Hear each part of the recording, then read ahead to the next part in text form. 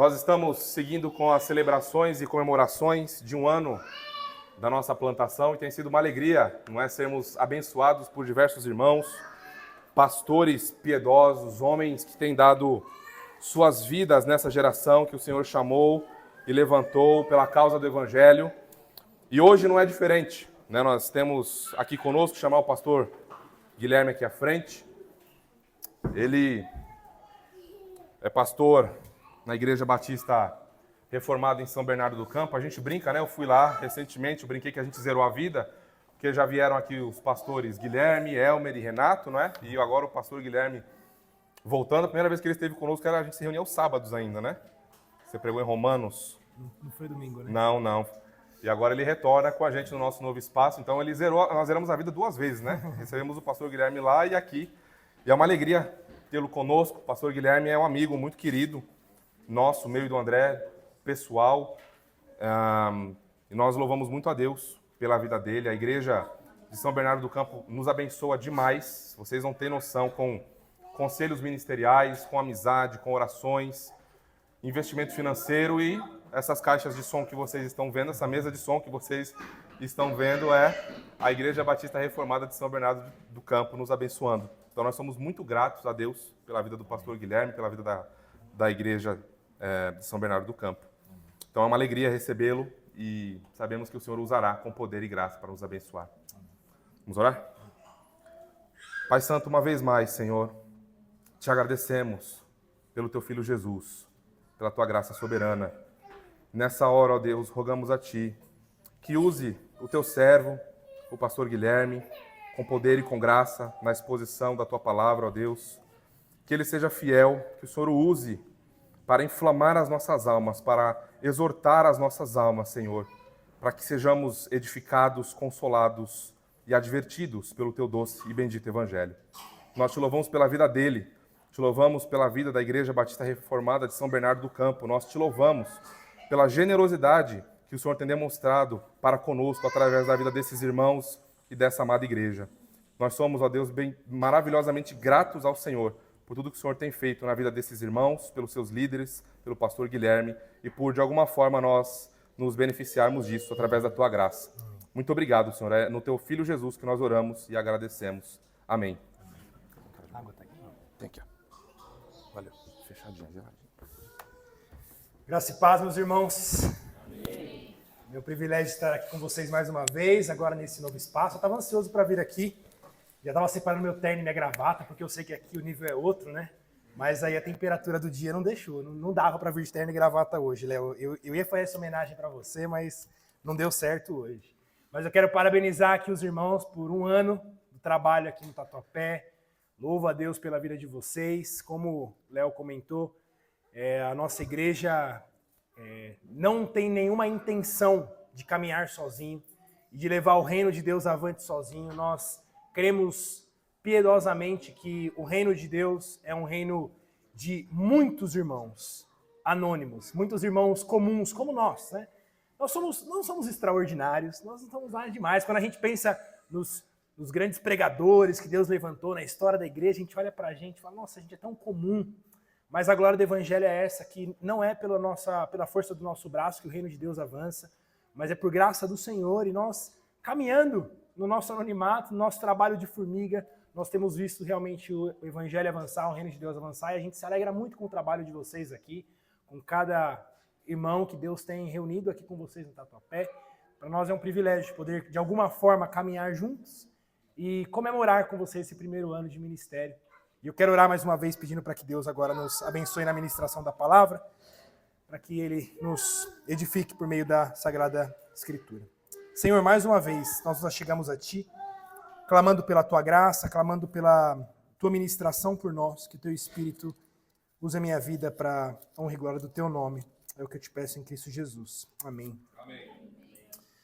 Como o Léo comentou, na última vez que eu estive aqui, eu preguei em Romanos e fiz um apanhado geral ali em Romanos sobre a justificação pela fé.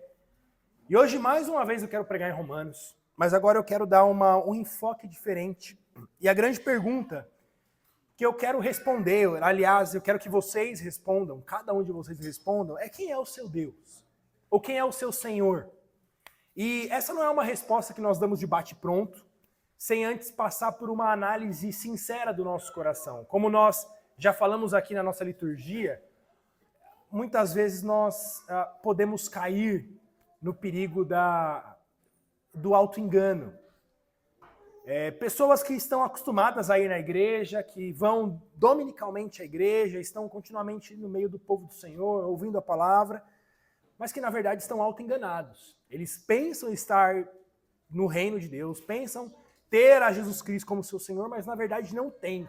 E se há um perigo para aqueles que estão no meio da igreja, esse é o perigo, porque quanto mais tempo passa, mais esse coração vai ficando endurecido, mais essa mente vai ficando cauterizada e menos há espaço para um verdadeiro arrependimento. Por isso, muitas e muitas vezes, nós precisamos se perguntar, será que Cristo Jesus é de fato meu Senhor? Será que de fato eu estou em Cristo? Ou será que o que eu tenho vivido é um teatro? Será que o que eu tenho vivido é uma ilusão? É algo que eu tenho me auto-enganado? Por isso eu quero refletir um pouco com vocês nessa noite, para que ao final dessa ministração você possa responder essa pergunta: quem é o teu Senhor? Não só isso, para aqueles que estão falsamente pensando que estão em Cristo, mas porque muitas vezes, irmãos, mesmo verdadeiros cristãos se voltam aos seus antigos ídolos. Nós vemos isso nas Sagradas Escrituras. Quantas vezes o povo de Deus, e muitos ali convertidos de fato, voltaram a falsos deuses, caíram, voltaram a oferecer sacrifícios aos falsos deuses e precisaram mais uma vez de arrependimento, precisaram se voltar ao Senhor.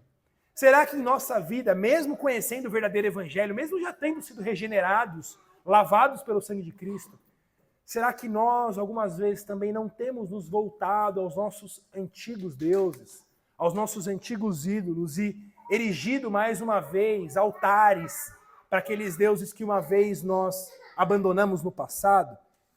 E se há um momento em que isso fica evidente em nossa vida, é o momento do batismo.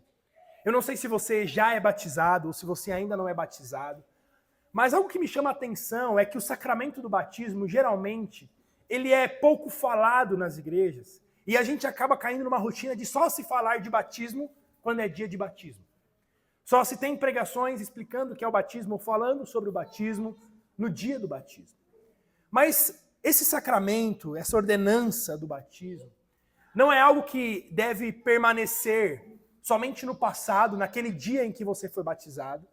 Mas embora seja um só batismo, né, nós não afirmamos a teologia do rebatismo, mas isso não significa que nós não devemos nos voltar ao dia do nosso batismo e reafirmar as coisas que afirmamos no dia do nosso batismo. Porque no nosso batismo, o que nós estamos fazendo ali é publicamente rejeitando todos os outros deuses, todos os outros ídolos, e declarando publicamente que somente por Jesus Cristo nós viveremos e morreremos. E que ainda que isso custe tudo, nós seguiremos a Jesus.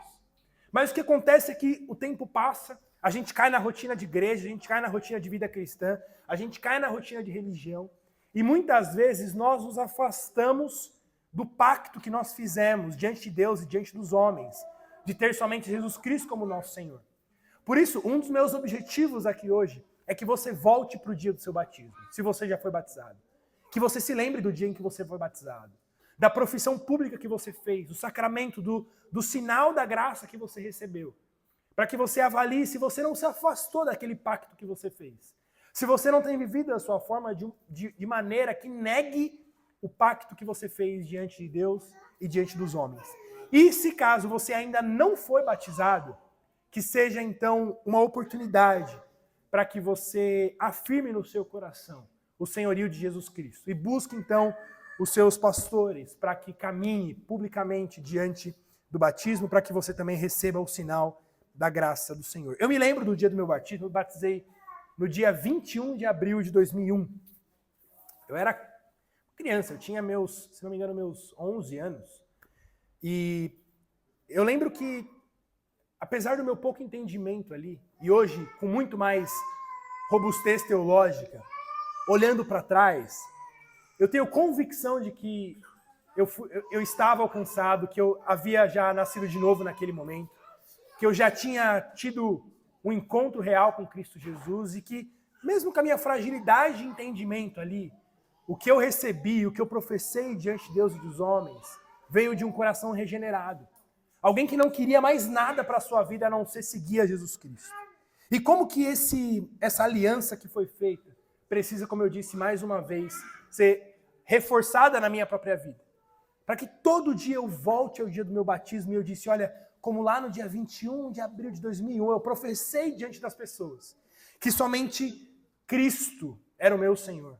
Que isso seja reafirmado todos os dias da minha vida para que eu não volte aos ídolos. Como eu disse, hoje eu quero trabalhar no livro de Romanos. E eu peço então para que você abra em Romanos capítulo 11, a partir do verso 33. Vocês sabem que o livro de Romanos é um livro extremamente doutrinário. Paulo aqui faz uma grande exposição do pecado, da salvação, da lei, da justiça, do perdão, da reconciliação. E nós temos, durante 11 capítulos aqui, os 11 primeiros capítulos, grande quantidade de doutrina, de teologia robusta de Paulo. E aí então, no final aqui do capítulo 11, é como se Paulo parasse diante desse monumento que ele expôs da doutrina do Evangelho. E aí ele faz essa afirmação, essa doxologia, que esse louvor a Deus maravilhoso a partir do verso 33. Romanos 11, a partir do verso 33, Paulo diz: ó profundidade da riqueza, tanto da sabedoria como do conhecimento de Deus.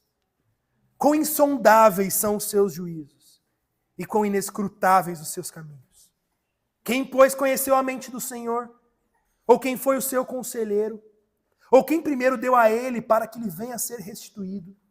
Porque dele e por meio dele e para ele são todas as coisas. A ele, pois, a glória eternamente. Amém.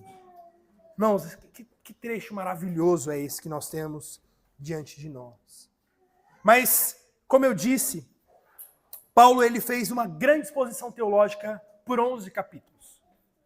Por 11 capítulos, Paulo expôs teologia, doutrina, aula de escola bíblica. Mas quando nós chegamos aqui ao capítulo 11 e Paulo para contemplar essa maravilhosa doutrina da salvação, fica evidente diante de nós que Paulo não está expondo um conhecimento meramente intelectual. Paulo não está dando uma aula de física quântica, Paulo não está dando uma aula de matemática, de educação física. Não. Paulo está falando palavras de vida eterna. Paulo está falando da própria revelação de Deus aos homens. E Paulo não crê naquilo meramente de forma intelectual. Sim, Paulo fez uma exposição doutrinária, uma exposição teórica. Mas veja, essa teologia intelectual de Paulo não é uma teologia que para na mente, mas é uma teologia que transborda por todo o seu ser. Paulo não somente crê nessa teologia de forma intelectual, mas Paulo ama essa verdade. Por isso, Paulo, diante dessa verdade, ele diz: ó profundidade da riqueza, tanto da sabedoria como do conhecimento de Deus, quão insondáveis os seus juízos e quão inescrutáveis os seus caminhos. Paulo se deleita nessa verdade. Paulo vibra com essas coisas. Veja, Paulo não está meramente falando de algo teórico, em que não move o seu coração. Mas Paulo contempla essa verdade. Paulo ama essa verdade. Meus irmãos, um dos grandes perigos que nós temos na nossa vida cristã é quando as verdades do Evangelho estacionam tão somente a nossa mente. E nós conhecemos a teologia, nós conhecemos doutrina, vocês sabem a teologia do pacto, vocês conhecem os 5 pontos, vocês conhecem sobre a trindade, vocês conhecem sobre a inerrância, vocês são capazes de falar sobre vários assuntos teológicos complexos. Mas se o seu coração não se move em amor por essa verdade, isso não tem valor nenhum. Isso é meramente um enriquecimento intelectual. E você vai para o inferno com todo esse conhecimento teológico. Lembre-se do que Jesus fala lá em Mateus capítulo 7. No último dia chegarão pessoas a mim dizendo: Senhor, Senhor, em teu nome não fizemos isso, aquilo, expulsamos demônios, fizemos maravilhas. Essas pessoas tinham conhecimento teológico. Essas pessoas sabiam coisas sobre Deus. mas elas não amavam a Cristo. O coração dela não se deleitava diante do Cristo. Ele disse, eu nunca vos conheci, quem são vocês? Nós nunca fomos próximos. Nós nunca tivemos relacionamento. A busca que você teve por teologia, a busca que você teve pelo conhecimento de Deus foi meramente para a sua satisfação intelectual. Mas isso não tem absolutamente nenhum valor se o seu coração não contempla essa verdade. Eu gosto muito da abertura de 1 João, capítulo 1. Vocês estudaram 1 João aqui, né? Ah, foi Judas. Mas a abertura de 1 João, quando João vai escrever que nós professamos daquele de quem ouvimos, aquele que vimos com nossos próprios olhos, aquele a quem apalpamos. João está dizendo, olha, eu estou professando algo para vocês, daquele que a gente viu, andou com ele, comeu com ele. A gente viu ele. A gente o viu. Mas, meus irmãos, em Jerusalém, muitos viram a Jesus. Muitos comeram com Jesus, ouviram de Jesus, isso não significou nada. Mas há uma palavrinha ali no relato de João que muda toda essa realidade. Porque João diz ali, aquele que os nossos olhos contemplaram. João diz, olha, a gente não somente comeu com ele, a gente não somente ouviu suas palavras, mas nós o contemplamos. Nós nos deleitamos nele. O nosso coração foi movido pela sua beleza. O que Paulo está fazendo aqui é justamente isso. Ele está mostrando a contemplação da verdade. Paulo não apenas conhece a verdade intelectualmente, mas Paulo glorifica a Deus por meio da verdade. Os puritanos diziam que muitas pessoas vão para o inferno por causa de 30 centímetros, que é a distância entre a mente e o coração. Olha, por causa de 30 centímetros você foi para o inferno. Porque essas verdades permaneceram na sua mente, mas jamais descerão para o seu coração. Você jamais amou essa verdade. Você jamais se deleitou nessa verdade. E sabe qual que é o grande perigo, irmãos? De ter uma boa teologia, de ter uma boa doutrina, uma doutrina robusta, confessional, mas não amar, você se torna idêntico a Satanás. Porque Satanás tem uma boa teologia, não sei se você sabe, mas a teologia de Satanás é uma teologia excelente. Satanás crê no reinado de Cristo. Satanás crê na inerrância. Satanás sabe que Deus governa, conhece sobre a Trindade, conhece a teologia do pacto. Ele cita a Escritura, ele tem a Escritura memorizada. A teologia de Satanás é uma teologia robusta. Qual é o ponto? Satanás não ama. Satanás não adora. Satanás não contempla a verdade e não se rende à verdade de Deus. Isso quer dizer que uma pessoa com boa teologia, com uma teologia robusta, mas com um coração ainda não movido de amor, de contemplação, de louvor, ele é como Satanás. E aqui então, nesse texto de Paulo, nós vemos que a primeira marca do senhorio de Cristo sobre a vida de Paulo é que Paulo glorifica ao seu Deus. Paulo adora. O que Paulo está fazendo aqui nesse trecho de 33 a 36, Paulo está dando glória ao Senhor Jesus Cristo. Ele diz, porque dele, por meio dele, para ele são todas as coisas, a ele, pois, a glória eternamente. Amém. Paulo está glorificando o seu Senhor. Paulo está adorando o seu Senhor. Paulo está dando peso, importância, adoração, amor ao seu Deus. E aqui está a primeira marca para que você identifique quem é o seu Senhor. Você adora o seu Deus. Você sempre adora o seu Deus. Você sempre glorifica o seu Deus. E o significado de glória é algo que tem peso na tua vida. Algo pelo qual você dá importância, algo pelo qual você dá adoração, algo que você ama.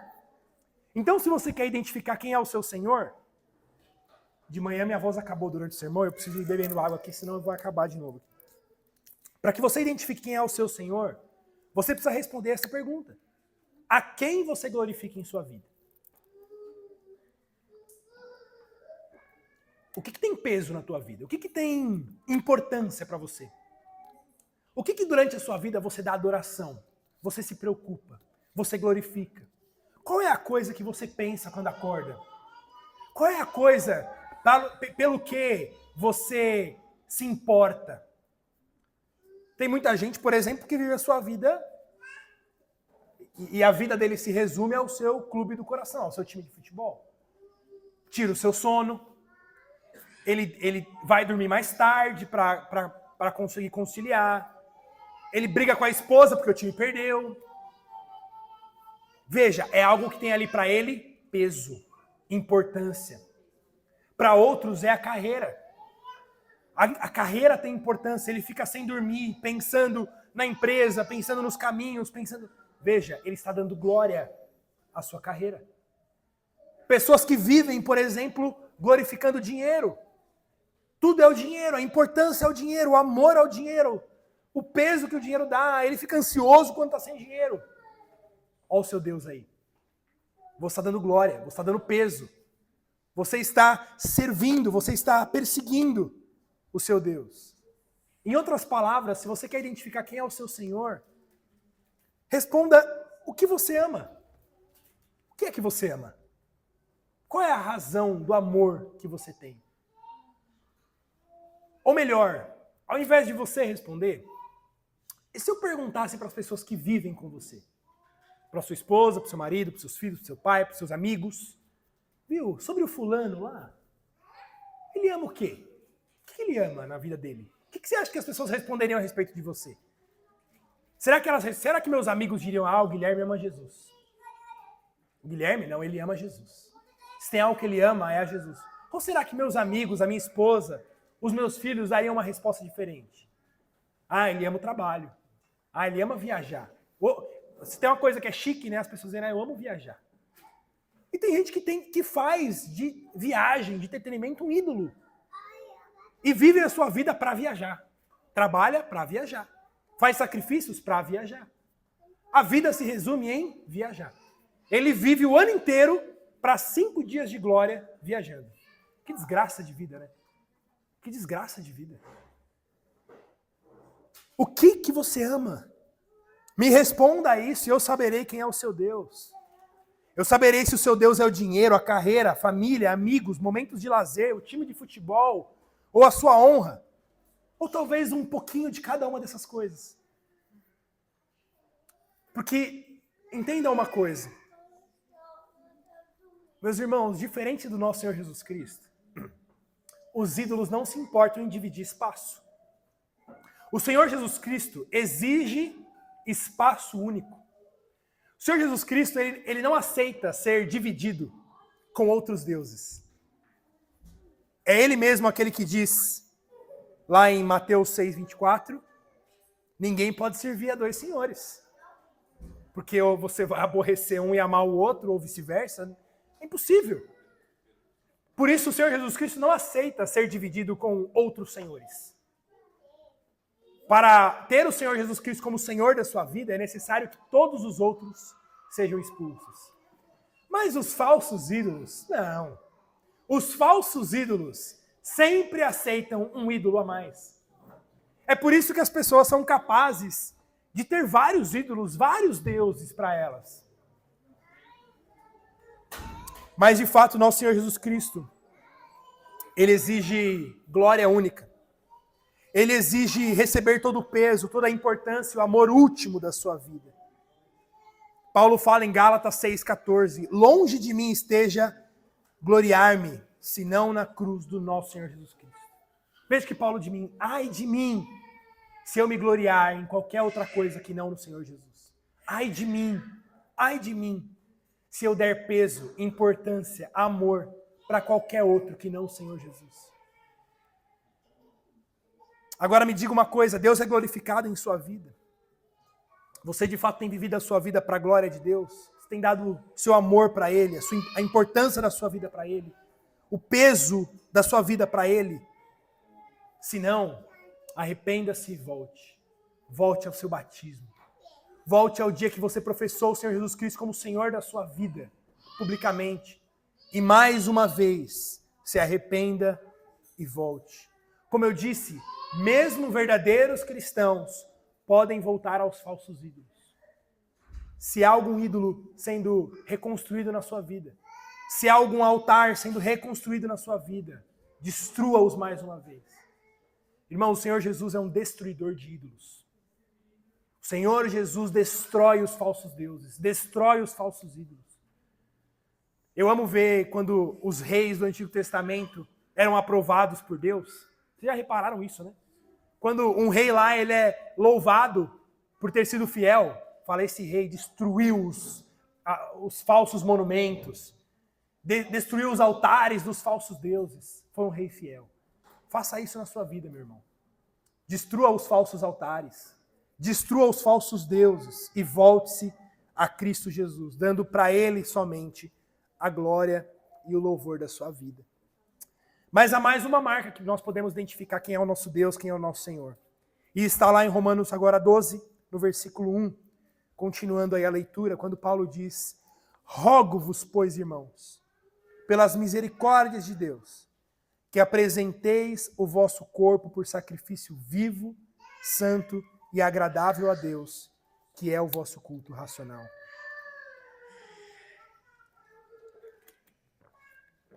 Veja a construção de Paulo. Paulo fez uma exposição doutrinária, ele glorifica esse Deus, ele louva esse Deus, ele exalta esse Deus, e agora ele olha para a igreja e diz: sirvamos a esse Deus, nos sacrifiquemos a esse Deus, porque se isso é verdade, se de fato tudo aquilo que a gente falou sobre o pecado, a justiça e a salvação que é em Cristo Jesus é verdade, e se de fato nós amamos isso, nós nos gloriamos nisso, é isso que importa, se é isso que tem importância, se é isso que ocupa o lugar mais importante da nossa vida, então que o sirvamos. O sirvamos como? Com sacrifício vivo. Que a nossa vida seja entregue a Ele como um sacrifício vivo. E aqui está, como eu disse, irmãos, a segunda marca para que você identifique quem é o seu Senhor. E essa marca é a marca do sacrifício. Nós sempre nos sacrificamos ao nosso Deus. Seja Ele o verdadeiro Deus, seja um falso Deus. Deuses exigem sacrifício. Nosso Deus requer de nós sacrifício, sim. Não um sacrifício para a salvação, porque nós somos salvos unicamente pela graça. Mas uma vez que fomos salvos, o Senhor nos chama a viver uma vida de sacrifício e serviço. Mas os falsos ídolos também exigem isso.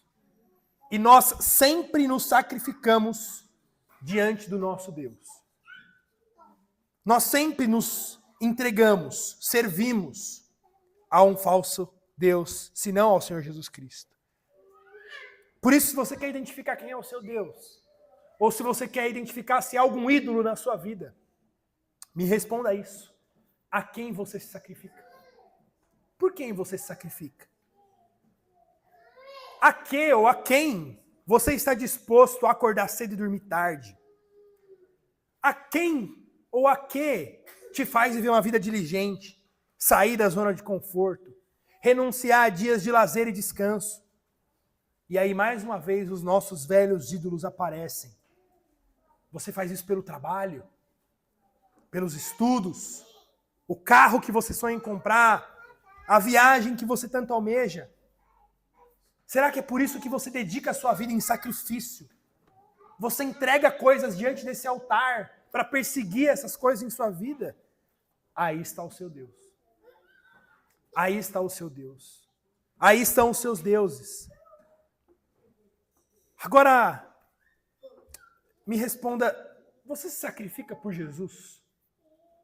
Se você olha para a sua vida, você consegue identificar em sua vida, na sua agenda, no seu dia a dia, sacrifícios que você faz por Jesus, por amor a Ele, dedicação de tempo, alguém que precisa da sua ajuda e você serve esse irmão por amor a Jesus. A leitura contínua da palavra, a perseverança na oração, a perseverança na comunhão. Como que você tem se sacrificado por Jesus? Veja, a palavra constantemente vai usar essa palavrinha do perseverai, né? Perseverai na comunhão, perseverai na oração, perseverai na palavra. Irmãos, A palavra perseverança é justamente porque não é fácil, é porque é difícil mesmo. Se fosse fácil, se fosse tranquilo, não precisava de perseverança. Como eu sempre digo, né? Ninguém precisa de perseverança para comer pizza todo dia. É tranquilo. Dura é fazer dieta. Dura é comer brócolis todo dia. Aí precisa perseverar. O que tem para jantar hoje? Brócolis. Nossa, você quer morrer. Você fala, não, mas eu vou perseverar, porque eu estou perseguindo algo maior. Veja, eu estou me sacrificando por algo maior. A minha pergunta é, onde estão os maiores sacrifícios da sua vida? Quando a gente olha para os atletas, quando a gente olha agora para as Olimpíadas, né? Cada atleta que estava lá, quanto que eles se sacrificaram para estar até lá? Dias de descanso, dieta, treino, sono, suplementação, nutricionistas, endócrinos, personais. Veja, é toda uma vida dedicada para aquele dia em que ele vai disputar ali uma competição. Quando nós olhamos os atletas, tudo que eles fazem é para melhorar o seu desempenho. Eles não bebem, eu acho interessante, pessoal, eu gosto de academia, né? O pessoal de academia, assim, ele não bebe água porque ele está com sede, ele bebe água porque ele tem que bater a meta de água do dia. Ele vai comer, ele conta a grama do arroz. Ele precisa ir no banheiro tantas vezes por dia, senão vai catabolizar. Ele precisa dormir aquele horário, acordar aquele horário. E se ele acordar no meio da noite, ele fica desesperado porque ele saiu da profundeza do sono. Gente, que loucura! Mas veja, ele se sacrifica pelo seu Deus. O Deus do corpo. O Deus do objetivo dele. É o Deus do, como dizem, né, do shape. Eu vou atrás do shape inexplicável. Olha o Mateus aí. O Mateus conhece vários desses. Mas vejam quanto que as pessoas estão dispostas a sacrificar por uma coisa completamente passageira. E é interessante, né? Porque quando a pessoa finalmente chega naquele objetivo de corpo que ele queria, aí ele fala, finalmente eu cheguei. Aí ele relaxa e em um mês não tem mais nada lá. Foi tudo por água abaixo. Eu acho lindo, né? Quando o cara finalmente ele está no auge dele, Deus manda uma gripe pro rapaz. Ele perde 15 quilos que ele gastou 2 anos conquistando e acabou. Aí, ó, mais um ídolo destruído. Mas, meus irmãos, nós sempre nos sacrificamos pelos nossos deuses. Nós fazemos esforço, dedicamos tempo, sono, importância. E se Cristo é o nosso Senhor de fato, então nós nos sacrificamos a Ele. Paulo está dizendo, Ele é o seu Senhor, então ofereça a sua vida como sacrifício vivo para Ele. Quais são os sacrifícios que você tem feito por Jesus? Mais uma vez, irmão, não estou falando de sacrifício para a salvação. A gente já passou disso. Vocês sabem que a salvação é unicamente pela graça, independente das obras. Ninguém precisa apresentar sacrifício nenhum para Jesus, para Deus, para ser salvo. Não é esse o ponto. Mas o ponto é, uma vez que fomos salvos, agora a gente vai viver em serviço, em dedicação, porque Ele nos comprou com o seu sangue. Agora eu sou dele e sirvo Ele com a minha vida. E se você não tem servido a esse Senhor, algo está errado. Algo está errado. Ou você nunca foi arregimentado, ou você tem fugido do batalhão. Ou você tem fugido da guerra. O que você tem sacrificado? Você sacrifica seu conforto para servir a igreja? Um verdadeiro cristão é alguém que serve ao Senhor. Alguém que se sacrifica por Ele, que é diligente na leitura da palavra, é diligente na oração, é diligente no culto doméstico, é diligente no serviço para a igreja. Onde você tem se sacrificado? Se não há marcas de sacrifício na sua vida, se você não consegue identificar coisas que você abriu mão por Cristo, algo está errado. Algo está errado.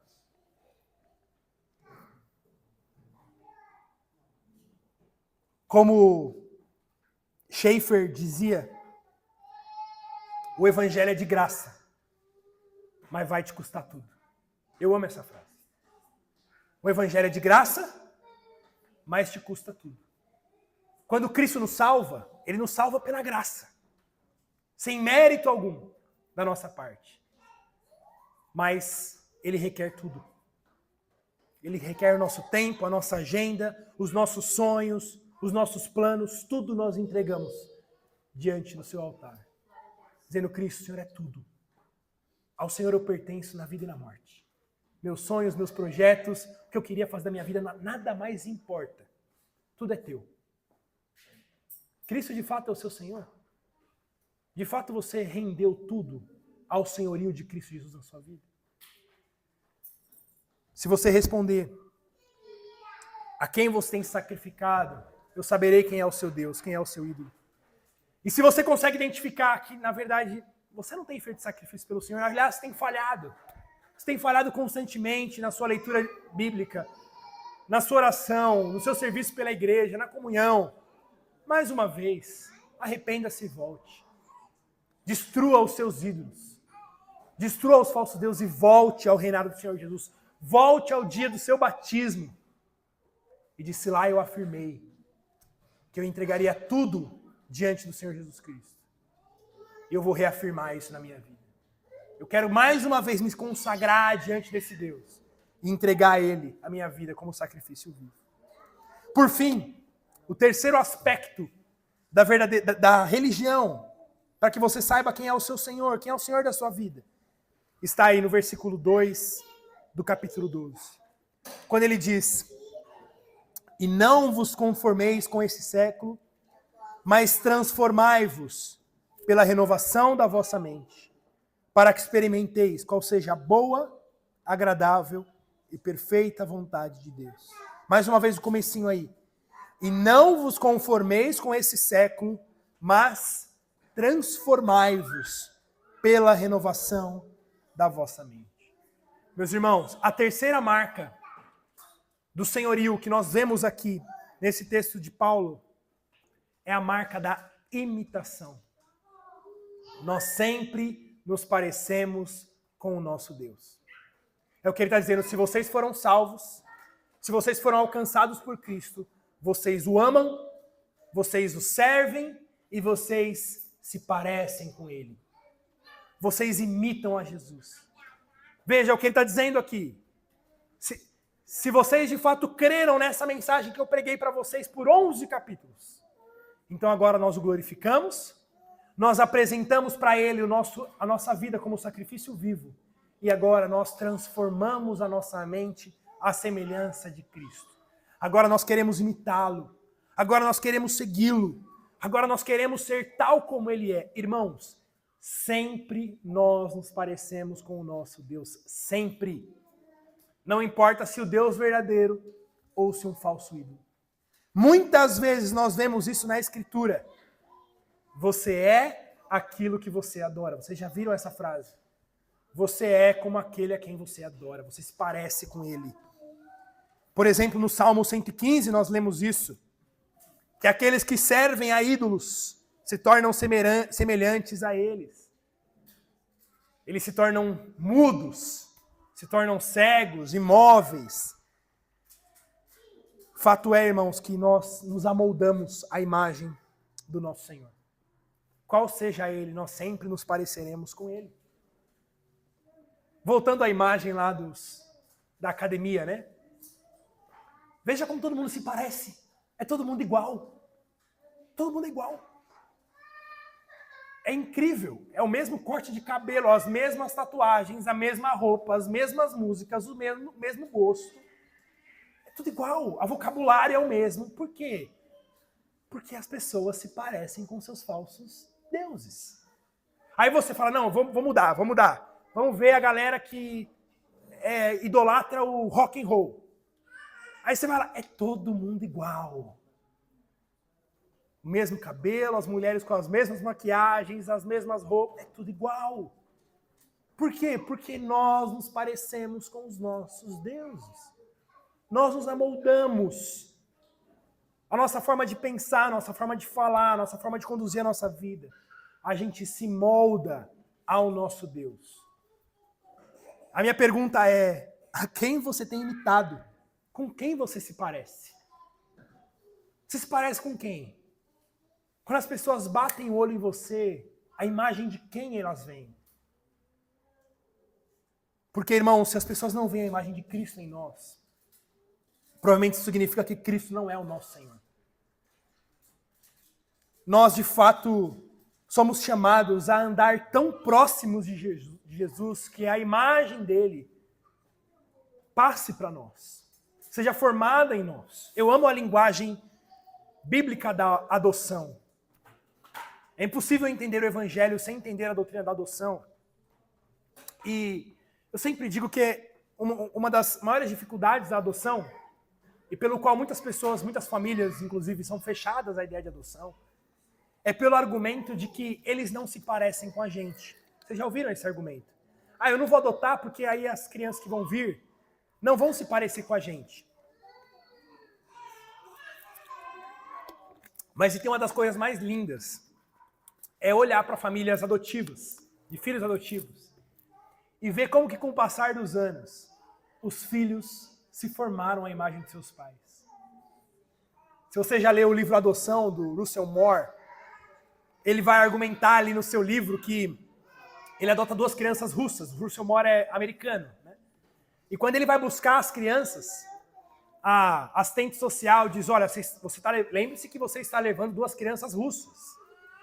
Então você deve lembrá-los da culinária russa, dos feriados russos, dos heróis russos, porque eles são russos. Ele disse que balançou a cabeça ali, fez qualquer sinal. Fala, meus filhos são americanos. Eles gostam de hambúrguer, gostam de futebol americano e celebram o 4 de julho. Por quê? Porque agora eles foram imputados na minha família e eles se parecem comigo. Eles não são russos, eles são americanos e se parecem com a gente. Eles falam inglês.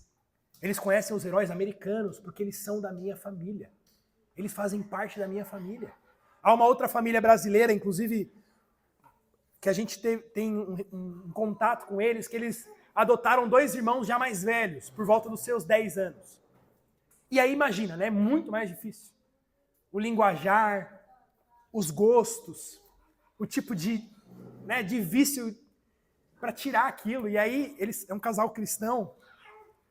E aí diz que os 2 meninos vieram gostando de funk, falando palavrão e gostava de Hornet. Pra quem não sabe, Hornet é moto lá, né? Modo de vida louca, como o pessoal gosta de dizer por aí. Aí ele falou, eu tive que ensinar meus filhos que aqui em casa a gente até pode ouvir música da rua, mas a gente ouve outro tipo de música. E eu falei, vocês gostam de música? Música assim? Eu vou te mostrar o que é música de verdade. E aí botava lá os discos que o pai gostava. Agora a gente gosta disso. Aqui em casa a gente não fala esse tipo de linguagem. Aqui em casa a gente fala desse jeito. E aí fala que ele também levou os meninos numa concessionária da Harley Davidson.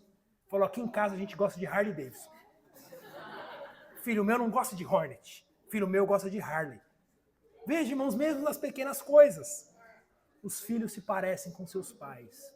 Tomam a imagem dos seus pais. Vai perguntar para esses moleques agora se eles gostam de Hornet. Não, a gente gosta de Harley Davidson. Porque papai gosta de Harley Davidson. E eu me pareço com o papai. Me pareço com ele. Da mesma forma, irmãos, nós devemos andar tão próximos do nosso Pai dos céus, que a linguagem do nosso Pai seja a nossa linguagem. Que os gostos do nosso Pai sejam os nossos gostos. Que aquilo que Ele ama seja também motivo do nosso amor, porque de fato nós somos de sua família, adotados em sua família. E se nós não nos parecíamos com Ele de nascença, agora nós aprenderemos a nos comportar, a nos vestir, a falar, a pensar, tal como a nossa família da fé.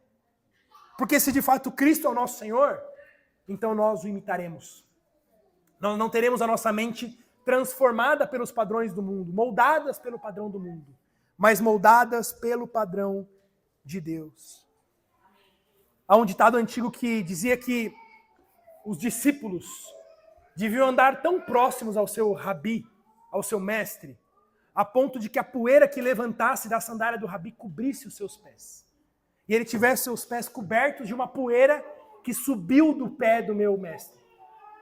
Nós devemos andar tão próximos de Jesus, para que a poeira que levante dos pés dele cubra os nossos pés. A gente imite os seus passos, a gente imite a sua vontade, os seus gestos, as suas palavras. Nós sempre nos parecemos com o nosso Deus, com o nosso Senhor. Seja Ele o verdadeiro Deus, seja Ele um falso Deus. Minha pergunta é, você tem sido transformado à imagem de Jesus? Desde a sua conversão, você é capaz de olhar para trás e dizer, como eu amo aquela frase, né? Eu não sou quem eu era. Desculpa, eu não sou quem eu deveria ser, mas eu já não sou quem eu era. Eu consigo ver marcas de transformação, de mudança na minha vida. Eu consigo ver a imagem de Cristo sendo moldada no meu caráter e na minha vida. Eu consigo ver coisas que eu gostava e hoje eu tenho repulsa. E o contrário, coisas que eu tinha repulsa e que hoje eu amo. A marca do cristão é assim. Ele passa a amar aquilo que ele odiava e odiar aquilo que ele amava. Ele fala diferente, ele se comporta diferente, a sua cosmovisão é alterada completamente. Com as lentes do Evangelho, com as lentes de Cristo Jesus. Não se enganem. A salvação, a verdadeira salvação, sempre vem acompanhada de santificação. Sempre vem acompanhada de transformação. Mais uma vez, nós não somos salvos por abandono de pecado, mas o verdadeiro salvo abandona os seus pecados. É transformado em sua vida. A conversão sempre vem acompanhada de um contínuo transformar de mente, de modo de enxergar, de forma que eles são diariamente transformados à imagem do Senhor Jesus. Com quem você se parece? Onde você busca suas referências? Onde que você busca companhias, amizades? Como que você sabe se a forma como você tem pensado, agido, reagido é a forma correta? Você busca pela opinião dos especialistas da TV? Com base na faculdade em que você cursou? Porque talvez a tua carreira, a forma onde você estudou lá, diz que é certo, mas diante de Cristo, todas as coisas recebem novos significados. De forma que nós, como Paulo escreve aos Coríntios, né, nós devemos levar todos os nossos pensamentos à obediência de Cristo Jesus. Cada opinião que eu tenho sobre qualquer coisa da vida, eu tenho que levar aquilo submisso a Cristo Jesus. Senhor, está certo eu pensar assim? Senhor, está certo eu agir assim? Está certo eu ter essa opinião? Porque se não está, eu estou disposto a abrir mão disso também. Para que eu me pareça com o Senhor, para que eu seja transformado à sua imagem. Onde você tem buscado validação para suas opiniões? Você de fato tem se assemelhado a Cristo Jesus? Mais uma vez, se não, arrependa-se e volte. Arrependa-se e volte. Volte ao senhorio de Cristo. Volte a reconhecê-lo como Senhor da sua vida. Volte ao dia do seu batismo. E reafirme, o Senhor é Senhor da minha vida. Cristo Jesus é Senhor da minha vida. Senhor das minhas opiniões. Senhor do meu vocabulário. Senhor da minha vestimenta. Senhor do meu tempo. Senhor dos meus dias. Ele merece tudo. Ele merece tudo. Por isso vejam, nós sempre glorificaremos, serviremos e imitaremos o nosso Senhor. Seja o verdadeiro Senhor, seja o falso Senhor. Somente Cristo é aquele que reina. De manhã nós fizemos agora uma pequena sequência sobre os ofícios de Cristo Jesus, como profeta, sacerdote e rei. E hoje de manhã nós pregamos a Jesus como rei. E eu sei que essa é uma bandeira muito levantada nessa igreja também. A lembrança de que Cristo reina. Ele reina soberano, à destra de Deus Pai, governa por todas as nações e tem as extremidades da terra por sua possessão. Ele reina, quer você queira, quer não. E se você se lembrar do Salmo 2, foi o salmo que nós pregamos de manhã lá, o chamado, o apelo final que o salmista faz para os ímpios, para aqueles que têm falsos ídolos, falsos deuses, é: deixai-vos advertir. Que vocês se deixem ser advertidos. Que vocês sejam prudentes, ó juízes da terra. Ó senhores, sejam prudentes. Se deixem ser advertidos. E beijai o Filho. Vão ao Filho. Busquem ao Senhor Jesus. Esse apelo que é feito no Salmo 2 é o apelo que eu faço para vocês. Não deixe a sua mente cauterizada. Eu sei que você está na igreja, eu sei que você já tem uma vida religiosa, mas se você é capaz de identificar falsos deuses na sua vida, Se deixe advertir, sede prudente. Vá ao Filho e beije. Contemple a Jesus Cristo mais uma vez. Se arrependa diante do Senhor, Jesus Cristo, o único que reina soberano. E entregue mais uma vez para Ele o amor da sua vida, em glória, glorificando, dando para Ele peso, importância e louvor. Entregando para Ele também a sua vida como sacrifício vivo. Servindo, perseverando e imitando ao Senhor Jesus. Irmãos, quando Jesus reina, quando de fato Jesus é Senhor sobre nossas vidas, quando nós o seguimos, quando nós o coroamos como o próprio Senhor de nossa vida, nós passaremos a amá-lo, servi-lo e imitá-lo. Destrua os seus falsos deuses. Como eu disse, o Senhor Jesus é um destruidor de ídolos. O Senhor Jesus ama destruir os ídolos. Ele ama destruir falsos deuses. Que mais uma vez você seja compelido a destruir todos os falsos ídolos, todos os falsos deuses que tenham reaparecido na sua vida. Para que você se lembre do dia do seu batismo. Para que você se lembre do dia em que você recebeu a marca da aliança. Para que o dia que você professou diante de Deus e diante dos homens, que somente Jesus reinaria sobre a sua vida. Que você se arrependa e volte para esse caminho. E como eu disse, se você ainda não se batizou, se você ainda não se curvou diante do reinado de Cristo, que você não perca essa oportunidade. Vá ao Filho e beije. Vá ao Filho e clame pela sua misericórdia e pela sua graça, porque Ele é aquele que diz que ninguém que vá a Ele é lançado fora. Ninguém que vá a Ele é lançado fora.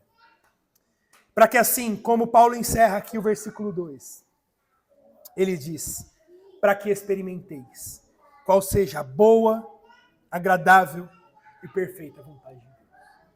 Irmãos, só em Cristo, por meio dele, para ele, é que nós poderemos experimentar essa boa, perfeita e agradável vontade de Deus. Todos os ídolos que você destruir, todo o serviço que você entregar a Ele, todo o seu sacrifício a Ele, tudo isso voltará para você em glória, em alegria, em amor. Porque Deus te dá muito mais do que aquilo que você entrega. Deus te pede o teu tempo, a sua vida, mas Ele te entrega todo o seu reino, a salvação, a glória, a paz. Se você deseja experimentar essa boa, perfeita e agradável vontade de Deus, então mais uma vez se volte a Cristo. Queime os falsos deuses, derruba os altares que você erigiu no seu coração e contemple mais uma vez a beleza do nosso Senhor Jesus Cristo. Amém? Feche seus olhos, vamos orar. Senhor, bendito seja o seu nome eternamente. Glória seja dada ao Senhor Jesus Cristo, aquele que está sentado no seu trono e governa sobre tudo. Ó Deus, que o seu reinado, o reinado de Cristo Jesus, seja verdadeiro em nossas vidas. Que nós nos submetamos de corpo e alma a Cristo Jesus, nosso Senhor. Que todos os falsos ídolos, os falsos deuses sejam destruídos diante do único Deus verdadeiro, do único Rei que governa soberano. Ó Deus, perdoa os nossos pecados. Perdoa porque continuamente nós voltamos aos nossos falsos deuses, aos nossos ídolos. E mais uma vez erigimos altares a eles. Ó Deus, tem misericórdia de nós. Não deixe que nós pereçamos no caminho, que nós nos percamos no caminho, mas que o caminho do arrependimento, da volta, seja real. E que todos aqueles que me ouviram aqui nessa noite sejam prudentes e se deixem advertir, destruindo seus ídolos, destruindo os seus falsos deuses e reconhecendo mais uma vez a Jesus Cristo como Senhor, Rei, soberano sobre suas vidas. É no nome dele que nós pedimos essas coisas. Amém. Amém.